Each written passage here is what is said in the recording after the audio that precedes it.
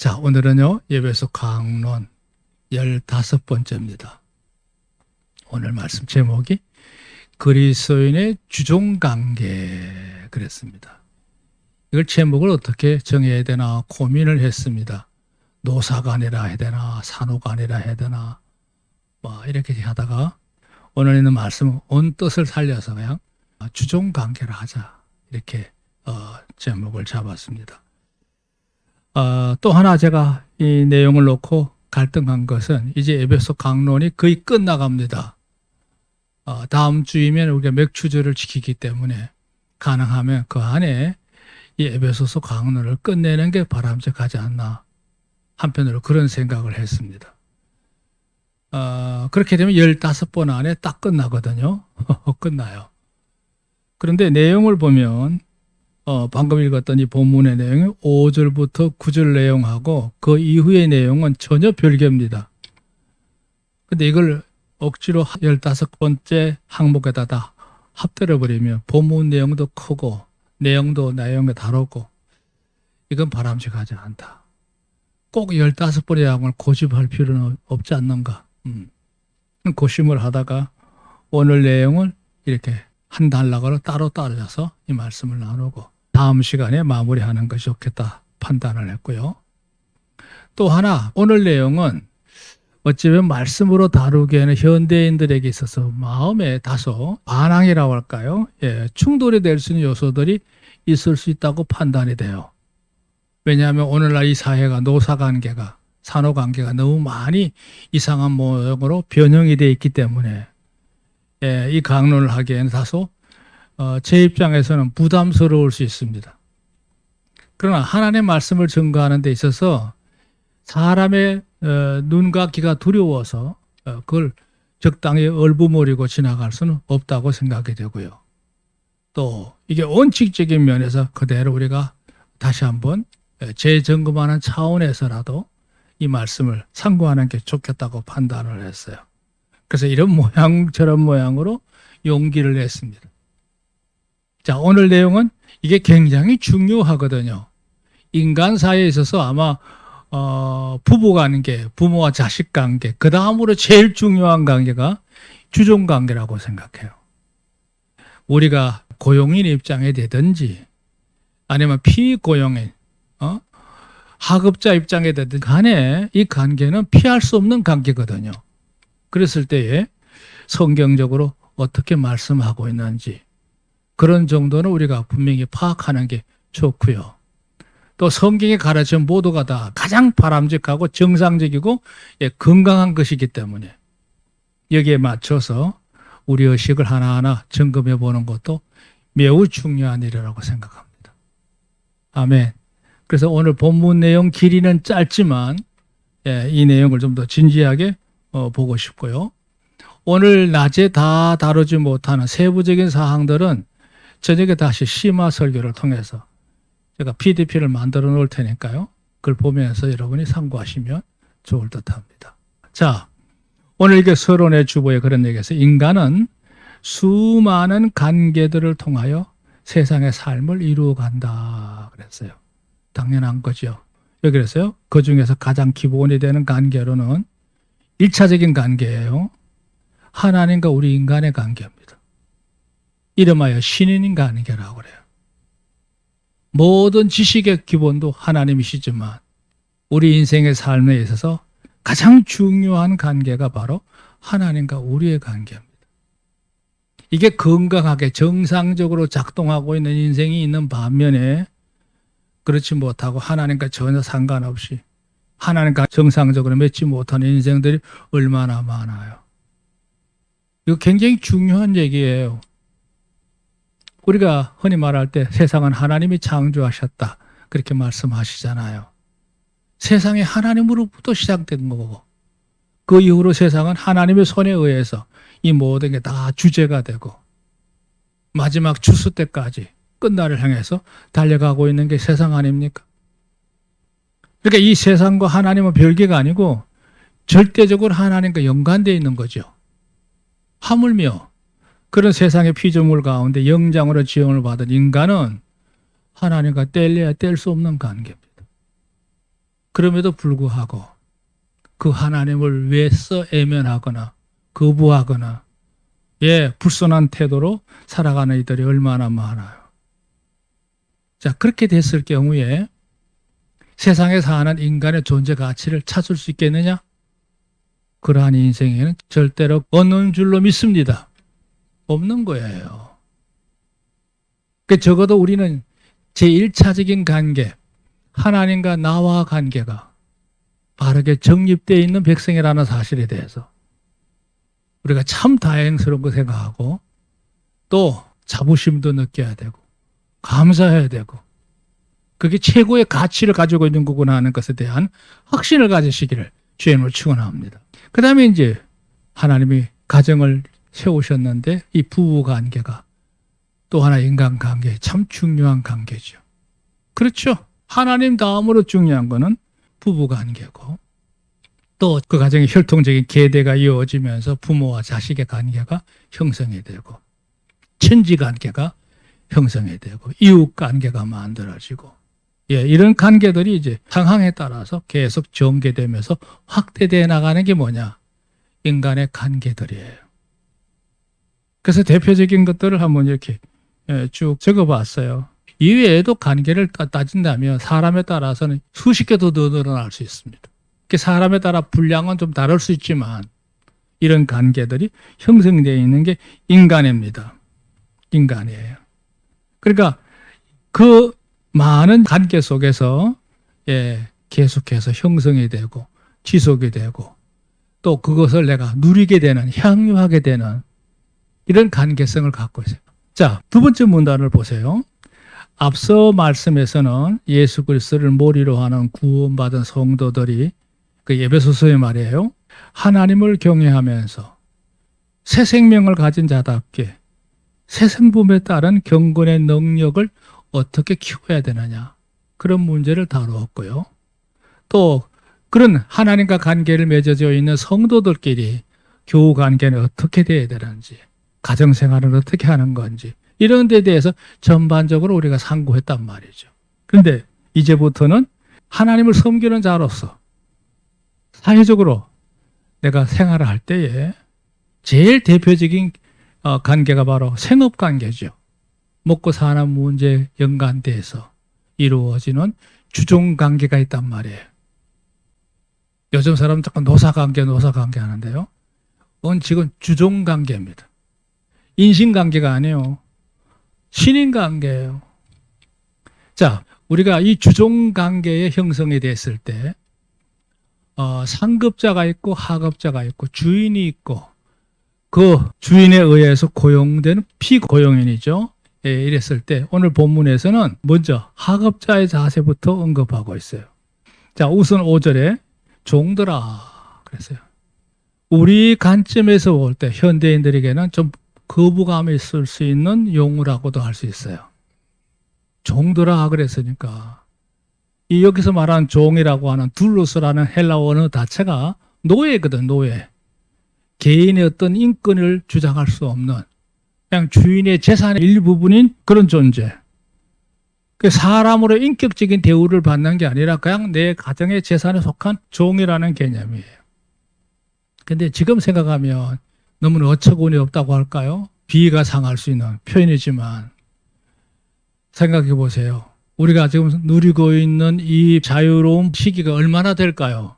역사를 따져봤을 때 불과 6, 70년 전만 하더라도 먹고 살기 바빴고 더 올라가면 단순한 주종관계가 아니죠.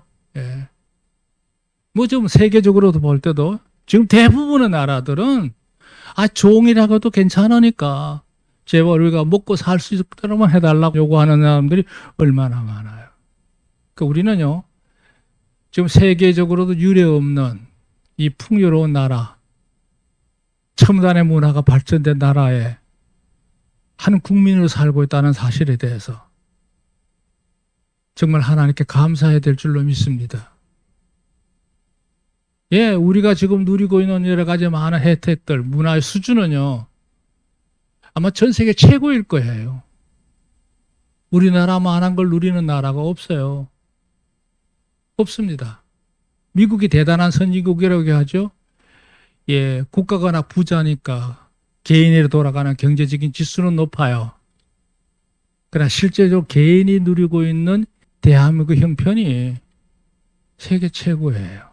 전 세계적으로 이 사회적인 제도에서 주인과 종의 관계가 이렇게 아주 프리하게 풀려있는 민주국가가 전 세계적으로 많지도 않고요. 또 우리나라만 하더라도 역사적으로 오래되지 않았어요. 조금만 더 고슬러 올라가면 이시조선부터 시작해서 계속해서 그 암울한 시대를 살지 않았습니까? 자, 거두절미하고 여기 보세요. 종으로 명시한 업문 둘로의 경우, 원래 둘로서 둘로이라고 하는데요. 노예를 의미해요. 노예는 사람이 아니에요. 그냥 그 재산의 일부일 뿐이에요. 그러니까 이 성경에 기록된 당시의 사회 제도는 마땅히 주인과 종의 제도가 있는 거죠. 보편적인 제도였어요.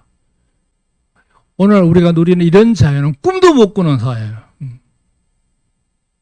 근데 하지만 오늘날 이래서는 거의 모든 나라에서 노예 제도가 자체가 없죠.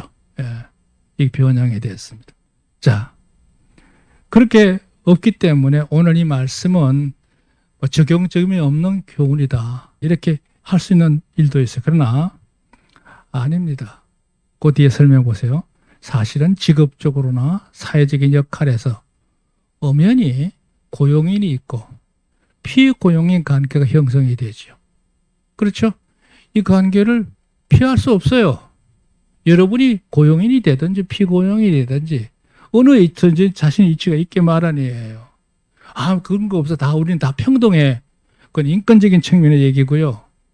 엄연히 소유적인 관점에서 보면 상급자가 있는 반면에 하급자가 있어요. 회사도 그렇잖아요. 위에 머리가 있고 밑에 하급자가 있는 거예요. 그게 형성이 되면서 질서를 유지하면서 그 관계들이 유지가 되는 거란 말이죠. 그러니까 오늘 이 본문의 말씀은 그런 걸 감안하면 종들하고 하는 입장은 내가 하급자에게 또 피고용인이 됐을 때 내가 어떤 태도를 취해야 되느냐 이렇게 여러분 순순하게 받아들이시길 바랍니다. 문제는 이거예요. 두 번째 부닥치는 건데요. 두려워하고 떨며 성실한 마음으로 그랬어요. 하급자 입장에서 피고용인 입장에 있었을 때 그 마음가짐이 기본적으로 두 가지가 필요한데 주인을 늘 두려워하는 마음. 공포를 말하는 게 아니고 조심스러워하는 걸 말하는 거예요. 그 마음가짐이 늘 있어야 된다. 비굴한 생각이 듭니까? 아닙니다. 이게 정상입니다. 두 번째, 내가 잘해야 되겠다. 열심히 해야 되겠구나. 주인의 마음에 들도록 내가 정말 최선을 다해야겠구나. 그게 성실한 마음 아닙니까? 그 두 가지가 항상 하급자, 피고용인 입장에서는 가지고 있어야 된다는 얘기예요. 자, 설명을 보세요.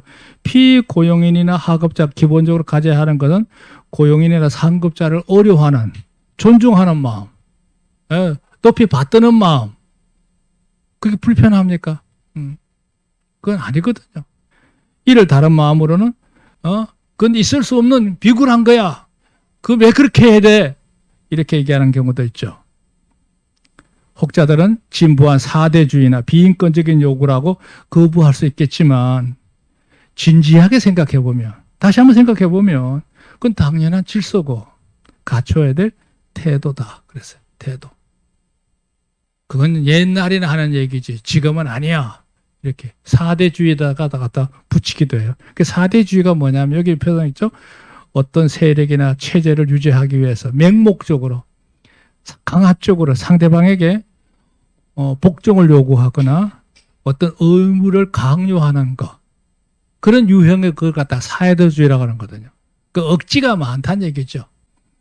그런 게 아닙니다. 여러분이 다니고 있는 회사나 또 여러 단체에 갔을 때 여러분 이치에 따라서 내가 마땅히 가져야 될 그거는 절대 비굴한 게 아니다. 그건 당연히 내가 해야 될 몫이고, 또 내가 고용인 입장에 있었을 때도 그런 자세여야 그들을 이끌어가면서 그들을 지켜줄 책무를 느끼지 않겠어요? 이 다 주고받는 관계인데.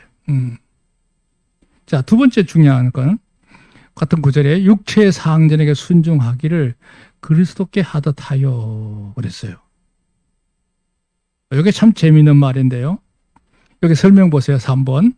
육체적 상전에 대한 태도의 기준이나 그 순종하는 그 강도, 강도에서 보면 얼마큼 순종해야 되느냐 했을 때 그 지수를 말하는 거예요. 그랬을 때 오늘 성경에서 말하는 중요한 요점은 이거예요. 부부 관계, 부모와 자식 관계, 또 주인과 종의 관계가 같다는 얘기예요. 육체에 상전하여 순종하기를 그리스도께 하듯 하라 그랬어요. 그리스도께 하라, 주 안에서 하라 이런 말 쓰잖아요. 그게 무슨 얘기예요? 주님을 섬기듯이 부모를 섬기는 거고, 또 부부 간에도 남편과 아내 관계가 주님을 섬기듯이 하는 거고, 주종관계, 주인과 종의 관계도 주님을 섬기듯이 해야 된다는 거예요. 이 말은 무슨 얘기냐? 여기서요. 곧 그리스도 중심적 사고를 가지고 고용인이 됐든 피고용인이 됐든 그게 준해서 내가 생각하고 행동해야 된다는 걸 의미한다는 거예요. 그 불편한 건 잘못된 무리입니다. 이게 정상입니다. 물론 내가 아래 사람이 있을 때는 비굴함을 느낄 수 있을지 몰라도 여러분의 이치가 높아져서 격상에 대해서 많은 이들을 거느릴 때 아마 이 정신을 요구할 거예요. 모든 현실은 하나님께서 바꿔주시기를 지금 축원합니다. 자, 6절. 여기 중요하죠. 눈가림만 하여 사람을 기쁘게 하는 자처럼 하지 말고 그리스도의 종들처럼 마음으로 하나님의 뜻을 행하여 그랬어요. 이게 참 의미로운 말인데요. 설명을 보세요. 사람을 기쁘게 하는 게 목적이라면 눈앞에서 열심히 힘쓰면 된다고 생각하지만 그래서요. 사람 볼 때는 열심히 해. 그래 저 사람이 뭐 나를 어떻게 생각하는지 내 마음은 모르잖아요. 겉으로만 열심히 한다는 얘기예요. 근데 그거는 사람한테는 통할 수 있어요. 근데 안 통하는 데가 있죠. 누구요? 하나님 앞에서 이게 안 통해요. 겉으로 아무리 바리새인들처럼 서기관들처럼 열심히 해도 하나님과 멀어져 있어. 왜? 그들 마음은 딴 세계에 있거든요. 무슨 얘기냐? 우리가 하급자 입장에 있을 때 내 상급자나 주인을 섬길 때 그냥 겉으로만 열심히 하는 거야. 속은 막 뒤집어지는데. 그 하는 사람도 괴롭지만 사람은 속을 수 있어요. 근데 그렇게 하지 말라는 거예요. 그럼 어떻게 해야 되느냐? 하나님의 종답게, 하나님을 섬기는 자답게, 하나님을 섬길 때 마음을 다해서 진심으로 하잖아요. 그것처럼 그렇게 하면서 주인을 섬겨야 된다는 거예요. 일해야 된다는 거예요. 그러니까 겉과 속이 다른 자가 아니고 내면을 보다 하나님 섬기듯이 그 하나님 섬길 때 그 자세처럼 그런 진심 어린 모습으로 최선을 다해서 주인을 받들어야 된다. 이거거든요. 그러니까 제가 아까부터 계속 반복하는 말이에요. 여러분 마음에 불편하실 수 있는 얘기. 이건 옷에 노사관계 안 맞는 말이야. 노사관계가 아니죠. 엄밀히 말하면 산호관계죠. 자, 문제는 이거예요. 잘 보세요. 하나님의 종으로서 언제나 성실히 행함으로써 하나님의 뜻을 이루는 인생이 되고 또한 모두의 인정을 받게 된다. 그렇게 표현을 했어요. 이게 무슨 얘기냐 하면 내가 어떤 위치에 있든지 간에 특히 하급자 위치에 있을 때 내가 이 역할을 잘하면서 내게 주어진 이 역할에서 하나님의 뜻을 이루는 자가 되야겠다. 그런 목표의식을 가져야 된다는 뜻이에요. 그 대표적인 인물이 누굽니까? 요셉 아닙니까? 요셉. 그는 부잣집 아들로 있다가 어느 날 하루아침에 애굽에 가서 노예 생활을 하게 됩니다. 그게 자기의 처시를 비관하고 한탄하면서 대충 주인의 그냥 눈밖에만 나지 않도록만 행한 거 그거 아니죠. 최선을 다해서 정직하게 주인을 섬겼습니다. 그랬을 때 하나님께서 요셉을 축복하셨어요. 왜? 하나님 섬기듯 그 중심 갖고 그 마인드를 가지고 애굽의 보디발의 집을 섬긴 거예요. 그러니까 보디발 집에서도 사랑받는 자가 되지만 하나님 입장에서 볼 때 요셉이 어느 처지에 있든지 간에 나를 섬기는 그 모습으로 살아가는 거. 그러면 하나님 역사가 그 생애 속에 일어날 수밖에 없는 거죠. 내가 너를 통하여 이 애굽에서 역사를 일으키리라. 그게 하나님 뜻이에요. 나중에는 총리까지 되지 않습니까? 그러니까 여러분이 어떤 위치에 있든지 간에 특히 내가 남을 섬기는 입장에 있거든. 내가 하나님을 섬기는 자답게 여기서 하나님의 뜻을 이루어 가야겠다. 그런 마음가짐이 여러분 삶 속에 철학적으로라도 가치관적으로 온전히 있기를 지금 축원합니다. 이 중요한 말이에요. 그 다음 말을 보세요. 7절. 단 마음으로 섬기기를 주께 하듯 하고 사람에게 하듯 하지 마라. 그랬어요. 이 단 마음이라는 표현이 이게 나오죠. 단 마음. 참 이게 특이한 표현인데요. 옆에 간주가 됐죠. 단 마음은 유노아이스라고 하는 말인데요. 이 말은 올바르다. 그리고 아주 적극적이다. 호의적이다. 그리고 그 일을 하면서 즐거운 마음을 하는 그런 모습. 그 기쁨을 다해서 열정적으로 사는 걸 말할 때 단마음이라고 하는 거죠. 뜨겁다. 그 단마음으로 주께 섬기듯 하고 우리가 주님을 섬기는 마음이 단마음이 되기를 축원합니다.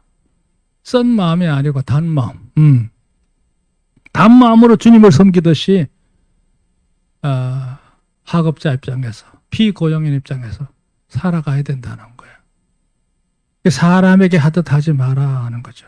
그러니까 보세요. 사람은 외모를 보고 하나님 중심을 보신다고 하나 마음을 다하여 최선을 다해 하면 그 자신에게도 인생을 사는 진정한 가치를 이루는 거다. 그렇죠. 적당히 살면 결국 손해 누구냐? 자기 스스로 속는 거예요. 그러니까 진정한 가치를 이루는 것이므로 때로는 불만, 불평보다는 기꺼이 기쁜 마음으로 우리가 행동하고 살아가야 된다. 믿으시면 아멘. 8절. 이는 각 사람이 무슨 선을 행하든지 종이나 자유하는 자나 주에게 그대로 받을 줄 알미니라 그랬어요. 여기 중요한 표현인데요. 설명 보시면 돼요. 나름대로의 최선을 다해 살아가려 나면 그렇게 한 인생의 가치를 평가하는 거예요.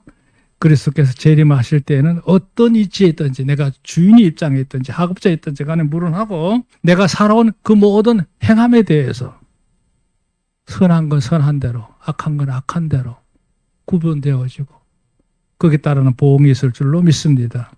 따라서 각 사람에게 인정받지 못한다 할지라도 우리가 하나 앞에 칭찬받을 일들이 있을 수 있죠.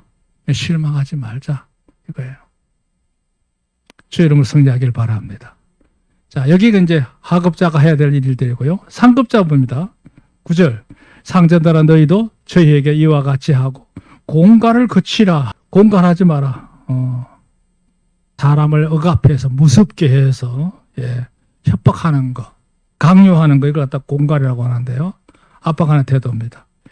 여기 설명에서 매우 세속적이고 탐욕적인 주인들의 경우에 그렇죠. 그런 주인들이 있을 수 있죠. 비인격적이고 비상식적이야. 그러니까 정당한 요구가 아니고 무리한 요구가 많을 수 있죠. 그런 언행, 수단을 동원해서 여러 가지로 자랑하기도 하고 위협하기도 하고 강요하기도 하고 억압을 합니다. 그러니까 자신의 그런 것을 통해서 뭐냐 결국 자기 권위를 지키려고 하고 이익을 추구하고 나름대로 아주 쾌감을 느끼는 거거든요. 그렇게 하지만 그 모두가 다 가식이고 악행이고 불행할 것뿐이다. 그랬어요. 다시 말해서 어떤 경우에서든지 비신앙적이거나 부정적인 방법을 우리가 절대로 버려야 된다. 여러분이 고용인 입장에서 상급자 입장에 있을 때 윗사람으로 했을 때 절대 공갈을 거치라 그랬어요. 그건 안 된다는 얘기죠. 그러한 경우에 하나님께서도 가만 내버려 두지 않죠. 이를 참지 않으시죠. 뿐만 아니라 자기를 잘 따라준다고 생각했던 그들마저도 자기를 버리게 돼. 떠나게 돼. 절대 안 속는단 말이죠. 이는 저희와 너희의 상전이 하늘에 계시고 그에게는 외모로 사람을 취하려 주는 없는 줄을 너희가 알미니라 그랬어요. 설명 볼까요? 두 번째죠. 고용인이나 상급자로 위치는 그 은행을 통해서 하나님을 나타내는 자리다는 거죠. 하나님을 대신하는 자리야. 그러니까 내가 이 사람으로 있든지 고용인으로 있든지 어떤 위치에 있을 때 남보다 남다른 위치에 있거든. 아, 이건 내가 하나님의 뜻을 행하는 이치구나. 하나님을 잘 드러내야겠구나. 그런 마음가짐을 가지고 항상 모든 일에 임하시길 좀 축원합니다.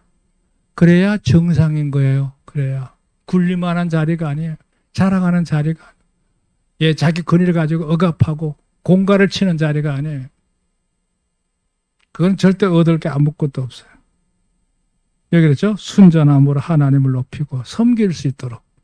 그러니까 내가 잘함으로 인해서 내가 섬기는 하나님을 내 아래 사람들이 같이 좋아하게 되고, 아, 나도 하나님 섬기는 사람이 되겠구나. 나를 본받게 되고, 나와 같이 하나님 섬기는 백성들 무리 속으로 들어오는 통로가 되죠. 통로. 그게 우리가 해야 될 몫인 줄로 믿습니다. 이건 내게 주어진 절대적인 권위야. 그 권위 지키려고 애쓸 필요 없어요. 내가 하나님 섬기듯이 열심히 하나님 섬기는 마음으로 아랫사람들에게 베풀면 그들을 통해서 하나님 나라는 저절로 확장이 되고 하나님 영광을 받으시고 또 하나님께서 나를 통해서 하나님께서 계속해서 하나님의 역사가 일어날 수 있도록 축복하시는 산 역사가 이루어질 줄로 믿습니다. 그렇게 하려면 누구든지 보세요. 차별하지 말고 공명하고 간대하고 인내하는 마음으로 대해야 된다 그랬어요. 대해야 된다. 그 외모를 취하는 일이라고 하는 단어가 참 헬라어 언어에서는 굉장히 긴 단어예요. 여기 그려놨죠? 프로스톰 램포시아 그랬는데요. 예. 사람을 차별하고 편애하고 예. 아무렇게나 대하는 걸 말할 때 이걸 갖다가 외모로 취한다. 학대한다는 얘기지. 예. 그건 있을 수 없습니다. 자, 오늘 말씀은 마무리합니다. 우리가 어떤 위치에 있든지 간에 여러분 주어진 자리를 통해서 하나님 백성답게 의와 구원을 이루어가는 여러분 되기를 주님으로 축원합니다. 하나님께서 늘 축복하시고 섭리하실 줄로 믿습니다.